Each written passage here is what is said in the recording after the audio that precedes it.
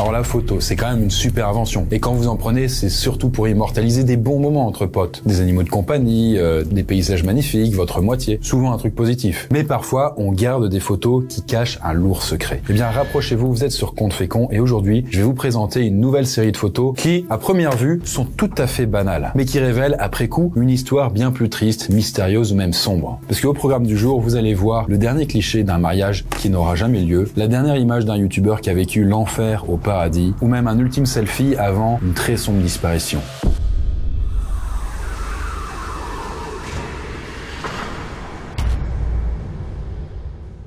Alors cette première histoire commence tout en douceur et de manière assez mignonne. En fait, sur cette photo, vous pouvez voir un homme de dos en train de tendre les bras en direction de canards situés sur la route. C'est vrai que c'est mignon. En fait, il essaye de les chasser en direction du trottoir. Mais vous allez voir que cette photo, en fait assez drôle, cache une histoire bien plus triste. Parce que l'homme que vous voyez s'appelle Kazé Rivara. Et à l'époque où la photo a été prise, c'était un père de famille de 41 ans qui vivait dans la charmante ville de Rocklin. Voilà, c'était un bled à 40 km au nord-est de Sacramento, aux États-Unis. Et ce jour-là, de 2023, il ramenait en voiture ses deux enfants âgés de 6 et 11 ans de leur cours de piscine. Bon, quelques jours auparavant, Kazé avait été embauché dans l'école de ses enfants, ce qui lui permettait de passer pas mal de temps avec eux. Et là, il était 20h, la nuit commença à tomber, quand Kazé arrive au croisement des rues Park Drive et Stanford Ranch, juste là. Et c'est alors qu'il s'arrête net au niveau du carrefour lorsqu'il aperçoit une canne, donc la femelle du canard, et ses canetons en plein milieu de la route. Là, il est attendri par l'image, il décide alors de descendre de sa voiture et d'aider les canards à traverser en toute sécurité. Et ce sont en fait des passants qui trouvent l'image vraiment mignonne et qui décident de le prendre en photo. Et là, l'un des témoins s'appelle William, un ado de 12 ans, et il affirme que tout le monde a applaudi Kazé en disant bravo, bravo, incroyable. Hélas, en fait, ce qu'ils ne savaient pas, c'est qu'ils étaient en train d'immortaliser les derniers instants de Kazé. Parce que, alors qu'il traversait la route pour retourner à sa voiture, il s'est fait violemment percuter par une voiture qui arrivait sur la droite. Alors que Monsieur Rivara se trouvait au niveau du carrefour, une adolescente se dirigeait vers l'est sur le boulevard Stanford Ranch. La jeune conductrice de 17 ans l'a heurté alors qu'il se trouvait sur la chaussée. Nous avons encore beaucoup de preuves à trier, mais à première vue, il ne semble pas y avoir eu de négligence criminelle de la part de la conductrice. La conductrice de 17 ans qui l'a renversée est restée après sur place suite à l'accident pour être interrogée par la police. Alors les policiers ont déterminé qu'elle n'était pas alcoolisée ou même sous l'effet de stupéfiants pendant l'accident. En réalité, le pire de cette histoire, c'est que c'est Kazé Rivara qui était en tort au regard du code de la route. En fait, ce croisement a été connu pour être très fréquenté. Il a juste pas regardé en traversant la route pour retourner à sa voiture. Je pense qu'il était encore tout content d'avoir aidé ces petits canards, quoi. Et du coup, la jeune conductrice a pu échapper à des poursuites judiciaires. En tout cas, quelques temps après le drame, une cagnotte en ligne a été créée en soutien à la famille de Kazé. Et sur le site, il a été marqué que Kazé était considéré comme un père et un mari aimant, reconnus tous comme étant un bon samaritain. Et la cagnotte a permis quand même d'engranger 60 000 $ pour la femme et les enfants de Kazé. Et à l'endroit de l'accident, en guise de soutien, les habitants et les proches sont venus déposer des fleurs et symboliquement des canards en caoutchouc. Alors cette deuxième photo date de 2016. Et là, on y voit une certaine Rosemary do Nascimento Silva, qui est habillée en mariée et posant devant un hélicoptère. Et là, Rosemary est souriante et elle regarde la photographe de son mariage, Naila, qui, elle, est enceinte de 6 mois. En fait, c'est la dernière photo officielle de Rosemary avant son mariage. Après, la photographe Naila donc filme Rosemary assise à côté de son frère Silvano à l'intérieur de l'hélico. Et en fait, notre mariée, Rosemary, avait prévu de surprendre son fiancé, Udirle Damasceno, en débarquant à leur mariage à bord d'un hélicoptère. Mais elle ne se doutait pas que sa surprise allait finir vraiment en tragédie. Parce que, alors que l'hélico était à environ 2 km de l'arrivée, une alarme d'urgence s'est enclenchée dans l'appareil. Et sur la vidéo qui a été faite par la photographe, on peut voir que le pilote ne parvient plus à contrôler l'appareil et que tout le monde se met à crier. Et la caméra continue de filmer jusqu'à ce que l'hélicoptère se crache sur le sol.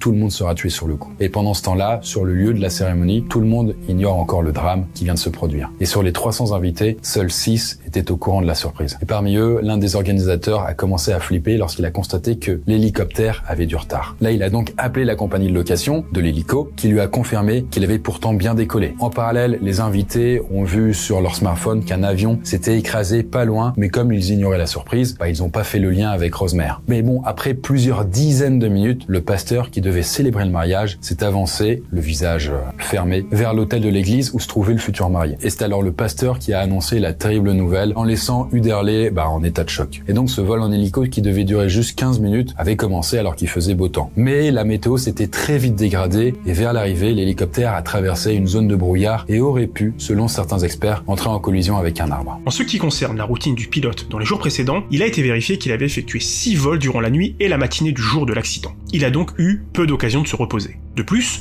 le modèle hélicoptère n'était pas certifié pour le vol aux instruments avec des conditions climatiques dégradées. Or, le pilote volait aux instruments et non à vue, c'est-à-dire qu'il n'avait pas une bonne perception du positionnement de l'hélicoptère par rapport au terrain. Il est supposé que le pilote concerné ne disposait pas d'une expérience suffisante dans sa formation pour éviter les mauvaises conditions météorologiques. En tout cas, selon Uderley, le marié, Rosemère préparait son mariage depuis des années et elle économisait déjà pour le grand jour avant de savoir qui serait son mari. Et selon le témoignage de sa sœur, Hélène, l'une des rares à être au courant de la surprise en hélico, Rosemère aurait payé $2000 pour son arrivée en hélicoptère. Et d'ailleurs, au moment de payer, elle aurait dit « Waouh, lundi, tout le monde dira que je suis riche ». Hélas, elle n'aura jamais l'occasion d'impressionner les convives de son mariage. Alors sur cette troisième photo, vous pouvez voir le youtubeur américain Elliot Eastman, qui est âgé de 26 ans. Et cette photo est tirée d'un stream qu'il faisait sur YouTube le 17 octobre 2024, depuis son domicile de la ville de Sibuko, aux Philippines. C'est très précis. Ouais. Et en fait, on peut voir Elliot, torse nu, assis, en maillot de bain, à l'intérieur de son logement. Bon, vous le voyez, il est plutôt détendu, il raconte sa petite vie après avoir mangé un plat de nouilles. Hélas, à ce moment-là, il ne se doutait pas que ce live allait être son dernier. Même si, vous allez le voir, il semble quand même se douter que quelque chose de grave pouvait lui arriver. Alors, 1 an auparavant, en fait, Elliot s'était rendu pour la première fois aux Philippines. Et là, il est tout de suite tombé amoureux de ce pays et donc a décidé de s'y installer. Mais là-bas, il est aussi tombé amoureux de sa petite amie, Karisha Jala, qui est originaire de la ville de Sibuko. Et donc, il a décidé de l'épouser et d'aller vivre avec elle, là-bas en 2024. Et à l'époque, il s'était mis à faire des vlogs et des lives YouTube pour raconter son quotidien sur place. Voilà, il montrait le logement qu'il avait trouvé sur place, il se filmait en train de nager dans l'océan, il filmait les paysages magnifiques qui l'entouraient. Mais derrière cette vision idyllique, Elliot n'était en réalité pas si serein que ça. Parce qu'en effet, les régions où il habitait étaient surnommées dans les Philippines la zone rouge. En fait, c'est une région très pauvre qui compte beaucoup de criminels. Et comme elle est située au sud du pays, elle est surtout habitée par une minorité musulmane dans un pays qui est quand même beaucoup plus catholique. D'ailleurs, il existe des groupes séparatistes armés musulmans qui souhaitent l'indépendance de la région. Donc, des gars quand même assez violents, Et ces groupes se sont fait connaître pour avoir enlevé des visiteurs étrangers pour demander des rançons. Et certains de ces visiteurs ont été assassinés. Bon, en tout cas, pour toutes ces raisons, Elliot était tout le temps sur ses gardes quand il allait se promener dans la nature avec sa femme. Parce que même si l'endroit était paradisiaque, il cachait quand même un cauchemar. Bref, dans l'un de ses vlogs, il a même confessé qu'il avait peur de se faire kidnapper. Je n'ai jamais vu d'étrangers ici, car c'est une région dangereuse. Je dois me cacher, car si ça se trouve, ce sont des kidnappeurs. Je déteste le fait d'avoir peur quand je suis ici. Mais il y a beaucoup de personnes dangereuses. La famille chez qui je vis a peur qu'il m'arrive quelque chose. Tous les jours, des voisins viennent les avertir que des gens veulent me kidnapper. Ma vie ici est assez compliquée. J'ai l'impression d'être prise au piège. J'ai peur. Et l'autre raison pour laquelle Elliot avait si peur, c'est qu'il ne se sentait pas totalement intégré dans son quartier. En fait, il avait investi dans un petit commerce de type épicerie au bord de la plage. Et du coup, son business, il commençait à marcher. Et là, il sentait qu'il attirait la jalousie des autres commerçants. Tu m'étonnes. Ça les fait chier, un étranger, il marche et tout. Bref, quoi qu'il en soit, quelques heures après son dernier live, ses craintes se sont avérées fondées. En fait, selon les infos de la police locale, Elliot aurait subi une tentative de kidnapping de la part de 4 hommes armés qui s'étaient fait passer pour des policiers. Ils auraient essayé de le forcer à monter sur une moto, mais quand il s'est débattu, ils lui auraient tiré dessus avec un fusil. Elliot aurait été alors blessé à la cuisse et à l'abdomen. Là, les ravisseurs l'auraient alors transporté jusqu'à un petit bateau à moteur. Et Elliot aurait fini par succomber à ses blessures, et ses assassins auraient alors balancé son corps à la mer, sachant que... aujourd'hui, il n'a jamais été retrouvé. En tout cas, eux, les kidnappeurs, ils ont été arrêtés, mais ils n'ont jamais donné de motif pour leur crime. En fait, la seule chose que la police a déclarée, c'est qu'ils étaient connus pour divers vols et diverses agressions, et qu'ils n'appartenaient pas à des groupes séparatistes musulmans. Alors là, la photo que vous voyez, c'est la dernière image du présentateur de télévision mexicain Paco Stanley, lors de sa dernière apparition à la télévision le 7 juin 1999. En fait, Paco était en effet connu pour avoir présenté de nombreuses émissions d'information et de divertissement depuis les années 70 dans les chaînes Televisa et TV Azteca. C'est quand même marrant la télé Azteca, ça existe. Et ce jour-là, il présente comme tous les matins son émission très populaire au Mexique. Et dans cette émission, Paco présente des sketchs humoristiques, des rubriques divertissantes, des infos insolites ou même des prestations musicales. Et les téléspectateurs, ils peuvent laisser des messages en direct par téléphone. Et Paco, il réagit à l'antenne. Mais ce jour-là, quelque chose ne tourne pas rond. En fait, certains membres de la production et du public de l'émission ont raconté que Paco n'était pas dans son état normal. En fait, à plusieurs reprises, il semblait un peu nerveux, tout en sauvant les apparences, en souriant ou en rigolant. Il y a un truc qui clochait. En fait, il gardait ses mains dans ses poches, il marchait de gauche à droite comme s'il était préoccupé. D'ailleurs, il transpirait tellement que la production a dû lui fournir un mouchoir pour s'essuyer le front. Alors que c'est quand même climatisé, quoi. Bon, à un moment, Paco quitte précipitamment le plateau de tournage en prétextant une envie pressante et en demandant alors à son co-présentateur Mario Besares de le remplacer. Sachant que je le rappelle, hein, c'est en direct tout ça. Pedrosa, à la cabina. Bon, à son retour, il continue l'émission comme si de rien n'était, mais rien n'y fait, il est de plus en plus nerveux. Comme s'il s'était passé quelque chose de vraiment bizarre, de louche en coulisses. Bon. Là, après l'émission, Paco et une partie de l'équipe se sont rendus au restaurant El Charco de las Ranas, où ils avaient l'habitude de déjeuner. Et là, autour de la table étaient présents, avec lui et ses collègues, Jorge Gil, mais aussi Mario Besares et son chauffeur. Mais là, alors qu'ils avaient fini de manger, Mario Besares aurait reçu un appel téléphonique et se serait éloigné. Et il aurait alors indiqué à Paco et à Jorge d'aller attendre dans la voiture de Paco, garée devant le restaurant. Là, il leur aurait dit qu'il pensait avoir mangé un truc avarié et qu'il devait passer aux toilettes. Et c'est alors qu'un camion est passé et que les passagers ont tiré plus de 20 coups de feu avec des fusils d'assaut sur la voiture de Paco.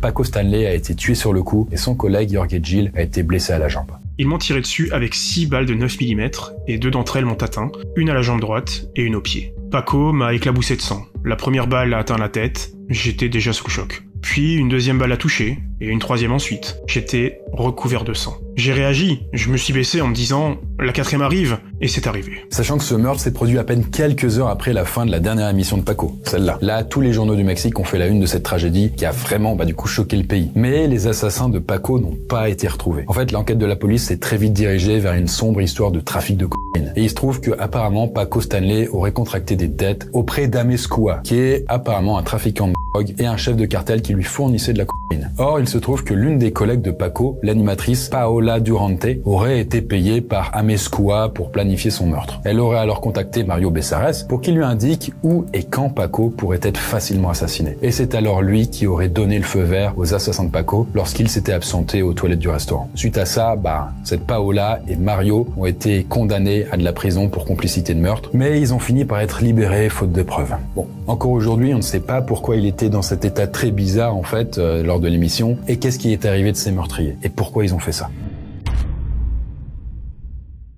Alors, sur cette photo, vous pouvez voir le visage d'une certaine Anne Faber, en fait une jeune néerlandaise de 25 ans, très clairement, qui fait un peu une grimace en faisant un selfie. Et c'est un selfie qu'elle a pris avec son smartphone pour l'envoyer à son petit ami. Et si elle fait le signe de la victoire, c'est purement ironique parce que elle a un peu plus le seum à ce moment-là en vrai, parce qu'il pleut de ouf. On le voit pas mais il pleut. Or, en cette journée de septembre 2017, elle a décidé de faire une petite promenade à vélo après avoir quitté son domicile près d'Utrecht. Le problème, c'est qu'elle n'est jamais rentrée chez elle après sa virée à vélo, parce que cette photo est juste la dernière d'Anne Faber vivante. Et là, comme ses proches n'ont plus de nouvelles d'elle, ils ont fini par appeler la police. Mais Anne a complètement disparu et des recherches ont été organisées. Là, sa famille et même ses amis ont exploré tous les lieux où elle avait l'habitude de se promener à vélo, mais rien n'y fait. En fait, les jours passent et l'inquiétude monte, mais toujours aucune trace d'Anne. L'affaire fait la une des journaux aux Pays-Bas et les recherches s'intensifient. Les policiers font même sonder toutes les rivières de la région. Et à ce stade de l'enquête, ils sont convaincus que la disparition d'Anne n'est pas due à un accident de vélo, mais bien à un acte criminel.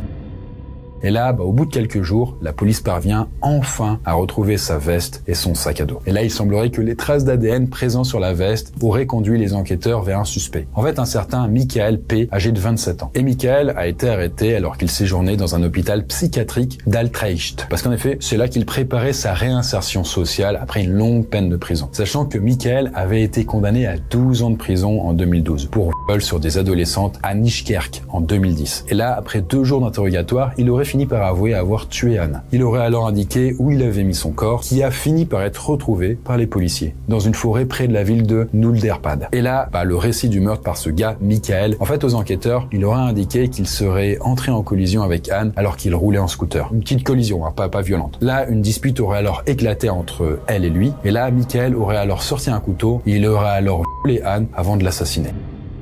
Bon, évidemment, cette terrible affaire a vraiment choqué l'opinion publique, d'autant plus que le profil psychiatrique de Michael était vraiment problématique. En cas de stress important, le suspect peut ressentir une distorsion de la réalité. C'est généralement de courte durée, comme c'est le cas en cas de psychose. Le suspect présente des caractéristiques d'un trouble de la personnalité antisociale limite. Il a besoin de stimulation et devient rapidement agressif. Il a souffert d'un trouble du développement dans sa jeunesse et présente également des caractéristiques psychopathiques. Il est dépendant à l'alcool, à la ritaline et à la cocaïne, ce qui constitue également un trouble. Et là, vous me dites, mais que fait un gars pareil en liberté? Eh bien, en fait, la loi néerlandaise prévoit que certains prisonniers avec des troubles ont le droit à une phase de réinsertion de 18 mois avant leur libération. Et du coup, ils peuvent être placés en hôpital psychiatrique s'ils ont des troubles, comme c'était le cas pour Michael. Sauf que pour les réhabituer à la vie en société, ils ont droit à certaines libertés, comme celle de faire des sorties sans accompagnement. Et c'est ce qui s'est passé pour Michael, qui arrivait à la fin de sa première condamnation de 12 ans de prison. Et c'est ce qui lui a permis, là en tout cas, d'assassiner Anne Faber. Finalement, suite à son procès, Michael a été condamné cette fois-ci à 28 ans de prison ferme. Ça fait que dans 28 ans, il pourra de nouveau se balader, quoi.